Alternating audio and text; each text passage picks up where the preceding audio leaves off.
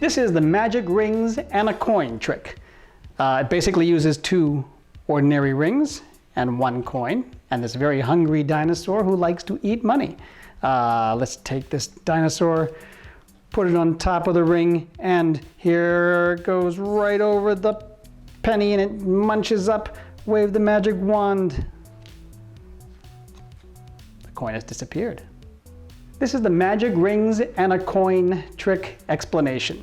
Basically, it does use 2 rings. One of them is ordinary, however, the other one is not. It has this base in it that blends into the mat. So before the audience comes, you have to have this ring with the mat on the mat so that you're not moving it around in front of the audience.